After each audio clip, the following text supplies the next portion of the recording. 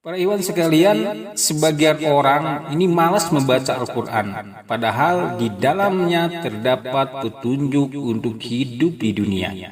Sebagian lagi orang merasa bahwa dia tidak bisa membaca Al-Quran itu kenapa? Karena tidak punya waktu untuk membaca Al-Quran ini. Dan sebagian lagi merasa bahwa, saya tidak bisa baca Al-Quran karena Quran itu sulit ya. Padahal kita ketahui bahwa membaca Al-Quran itu sangat mudah dan sangat mendatangkan kebaikan. Oleh karena itu, mari kita perhatikan apa itu keutamaan apabila kita membaca Al-Quran. Yang pertama, keutamaan kita kalau membaca Al-Quran adalah membaca Al-Quran adalah perdagangan yang tidak pernah merugi. Sebagaimana Allah Subhanahu wa taala berfirman, "Innal ladzina yasluna kitaballah wa aqamus salata wa anfaqu mimma razaqnahum sirran wa 'alaniyah yarduna tijaratan lan tabur liwaffiyahum ujurahum wa yazidahum min fadlihi innahu ghafurun syakur." Sesungguhnya orang-orang yang selalu membaca kitab Allah dan mendirikan sholat dan menafkahkan sebagian dari rezeki yang kami anugerahkan kepada mereka dengan diam-diam dan terang-terangan, mereka itu mengharapkan perniagaan yang tidak akan merugi, agar Allah menyempurnakan kepada mereka pahala mereka dan menambah kepada mereka dari karunia-Nya. Sesungguhnya Allah Maha Pengampun lagi Maha Mensyukuri. Bagaimana kriteria bahwa pembaca Al-Quran diibaratkan sebagai sebuah perniagaan yang tidak pernah merugi? Yang pertama adalah bahwa satu hurufnya, apabila kita membaca Al-Quran ya, ini diganjar dengan satu kebaikan dan dilipatkan menjadi 10 kebaikan. Ini sebagaimana hadis yang diriwayatkan oleh Tirmizi dan disahihkan di dalam kitab Sahih Al-Jami. An Abdullah bin Mas'ud radhiyallahu an yaqulu. Dari Abdullah bin Mas'ud radhiyallahu anhu, beliau berkata, qala Rasulullah sallallahu alaihi wasallam, Rasulullah sallallahu alaihi wasallam bersabda, man qara'a harfan min kitabillah falahu bihi hasanatun wal hasanatun bi asri amsalha la aqulu alif lam mim harfun walakin alifun harfun walamun harfun wa mimun harfun. Siapa yang membaca satu huruf dari Al-Quran, maka baginya satu kebaikan dengan bacaan tersebut. Satu kebaikan dilipatkan menjadi 10 kebaikan semisalnya. Dan aku tidak mengatakan alif lam mim satu huruf, akan tetapi alif satu huruf, lam satu huruf, dan mim satu huruf. Masya Allah para ikhwan, hadis ini menunjukkan dengan jelas bahwa muslim siapapun yang membaca Al-Quran ya, baik paham ataupun tidak paham, maka dia akan mendapatkan ganjaran pahala sebagaimana yang dijanjikan. Nah, bayangkan saja ya, berapa pahala yang akan diterima bagi orang yang membaca Al-Quran karena satu huruf dibalas dengan 10 kebaikan. Nah, kita jangan berpikir bagaimana kalau kita baca Al-Quran satu juz ya. Nah, dengan membaca surat Al-Fatihah aja, kita akan mendapatkan kebaikan yang banyak. Apalagi kalau kita itu membacanya sampai satu juz. Masya Allah, ini pahala begitu luar biasa. Oleh karena itu, sungguh merugi bagi orang yang Allah karuniakan waktu setiap harinya 24 jam nih, namun lisannya sama sekali tidak pernah digunakan untuk membaca Al-Quran. Padahal dengan waktunya yang 24 jam tersebut, dia masih sempat nonton TV ya, masih sempat ngobrol dengan temannya, bahkan masih sempat melihat medsos. Tetapi untuk membaca Al-Quran seolah-olah tidak ada waktu untuk membacanya. Yang selanjutnya adalah kebaikan akan menghapuskan kesalahan. Nah, karena tadi bahwa membaca Al-Quran itu adalah sebuah perniagaan yang tidak akan pernah merugi. Ini Allah berfirman di dalam Quran surat Hud ayat ke-114, Innal hasanati yudhibnas sayiat. Sesungguhnya perbuatan-perbuatan yang baik itu menghapus dosa perbuatan-perbuatan yang buruk. Nah, karena kita sering membaca Al-Quran dan pahalanya baik, maka pahala-pahala itu, kebaikan-kebaikan yang kita dapatkan dari membaca Al-Quran ini otomatis akan menghapuskan kesalahan-kesalahan kita. Jadi bagi seorang muslim yang cerdas, membaca Al-Quran adalah kebaikan yang luar biasa. Kenapa? Tadi kebaikan akan menghapuskan kesalahan. Sebagaimana kita sadari bahwa tidak ada manusia yang tidak punya kesalahan di dunia ini. Yang selanjutnya bahwa setiap kali bertambah kuantitas bacaan, bertambah pula ganjaran pahala dari Allah. Jadi kalau seseorang biasanya membaca Al-Qurannya 1 ayat sehari, kemudian mungkin bertambah lagi jadi 1 halaman, bahkan setengah juz atau 1 juz, maka setiap kali bertambah kuantitas bacaan tersebut, maka otomatis bertambah pula ganjaran atau pahala dari Allah Subhanahu wa Ta'ala. Sebagaimana dalam sebuah hadis yang diriwayatkan oleh Ahmad, An-Tamim ad-Dari radhiyallahu anhu qala, dari Tamim ad-Dari radhiyallahu anhu berkata, qala Rasulullah sallallahu alaihi wasallam, Rasulullah sallallahu alaihi wasallam bersabda, man qara'a bi ima'ati ayatin fil lailatin, siapa yang membaca 100 ayat pada suatu malam, kutibalahu kunutun lailatin, kutibalahu kunutu lailatin, maka dituliskan baginya pahala salat sepanjang malam.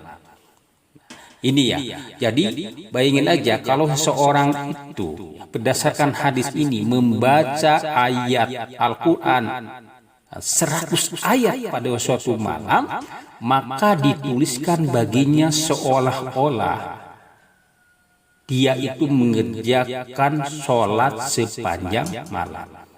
Itu jadi pahalanya adalah bagaimana ketika dia itu mengerjakan sholat sepanjang malam. Ini luar biasa, masya Allah ya. Kemudian bacaan Al-Quran ini akan bertambah agung dan mulia jika dibaca dalam sholat. Ini berdasarkan hadis yang diriwayatkan oleh Muslim. An Abi Hurairah radhiyallahu anhu qala, dari Abu Hurairah radhiyallahu anhu qala berkata, qala Rasulullah sallallahu alaihi wasallam, bersabda Rasulullah sallallahu alaihi wasallam, ayuhibbu ahadukum idza raja'a ila ahlihi ayyazida fihi salasa khalafatin idamin siman. Maukah salah seorang dari kalian, Rasulullah bersabda ya, maukah salah seorang dari kalian jika dia kembali ke rumahnya mendapatkan dalamnya 3 unta yang hamil, gemuk serta besar? Qulna na'am, kami menjawab, ya Rasulullah.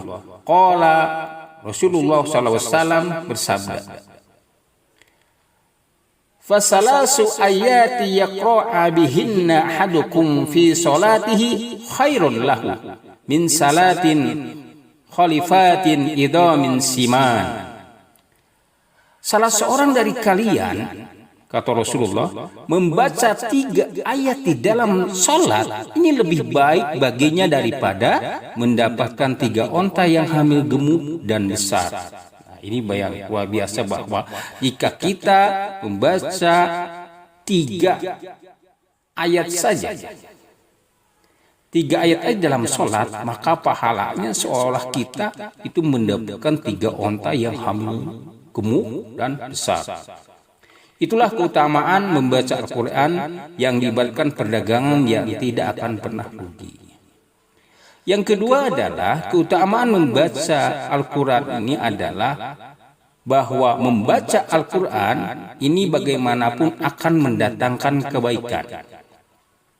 Ini sebagaimana dalam sebuah hadis yang diriwayatkan oleh Muslim, an Aisyah radhiyallahu anha qalat, dari Aisyah radhiyallahu anha beliau berkata, qala Rasulullah sallallahu alaihi wasallam, Rasulullah sallallahu alaihi wasallam bersabda, al-mahilu bil Qur'an ma'as safarati kiramil bararati walladhi yaqra'ul Qur'an wa yatatata'u fihi wa huwa alaihi syaqqul lahu ajran. Rasulullah Shallallahu Alaihi Wasallam bersabda, seseorang yang lancar membaca Al-Quran akan bersama para malaikat yang mulia dan senantiasa selalu taat kepada Allah. Adapun yang membaca Al-Quran dan terbata-bata di dalamnya dan sulit atasnya bacaan tersebut, maka baginya 2 pahala. Masya Allah. Para ikhwan sekalian, kita jangan pesimis bagi saudara-saudara yang mungkin bacaan Qur'annya sambil kita memperbaiki, ya, maksudnya memperbaiki Al-Quran, bahwa jangan sampai bahwa kita tidak bisa membaca Quran atau masih terbata-bata dalam membaca Qurannya. Ini menyebabkan kita malas untuk membaca Al-Quran. Ini peringatan dari hadis tersebut bahwa bagaimanapun orang-orang yang terbata-bata di dalam membaca Al-Quran ini akan tetap mendapat pahala dari Allah Subhanahu wa Ta'ala. Ini sambil kita memperbaiki, ya, bacaan-bacaan kita ini. Yang ketiga adalah keutamaan dari membaca Al-Quran ini, bahwa membaca Al-Quran akan mendatangkan syafaat. Sebagaimana hadis riwayat Muslim mengatakan, an Abi Amamah al-Bahili radhiyallahu an qala, dari Abu Umamah al-Bahili radhiyallahu anhu berkata, sami'tu Rasulullah sallallahu alaihi wasallam, aku mendengar Rasulullah sallallahu alaihi wasallam bersabda, Iqra'ul Qur'an fa innahu ya'ti yaumal qiyamah syafi'an li ashabihi. Bacalah Al-Quran karena sesungguhnya dia akan datang pada hari kiamat sebagai pemberi syafaat kepada orang-orang yang membacanya. Dan ternyata kalau kita perhatikan bahwa generasi yang diridhoi Allah itu adalah mereka orang-orang yang giat, semangat membaca Al-Quran. Bahkan mereka mempunyai jadwal tersendiri untuk membaca Al-Quran.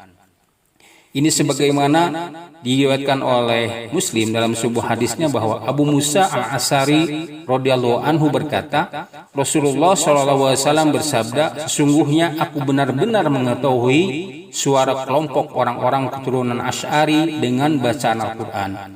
Jika mereka memasuki waktu malam, dan aku mengenal rumah-rumah mereka dari suara-suara mereka membaca Al-Quran pada waktu malam. Meskipun sebenarnya aku belum melihat rumah-rumah mereka ketika mereka berdiam di sana pada siang hari.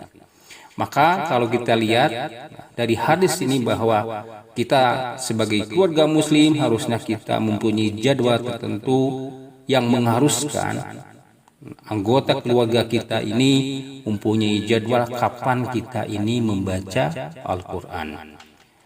Nah, Masya Allah, coba kita bandingkan ya dengan diri kita, apakah yang kita pegang ketika malam hari. Sebagian ada yang memegang remote televisi, menonton program-program yang terkadang bukan hanya tidak bermanfaat, tetapi bisa mengandung dosa dan maksiat.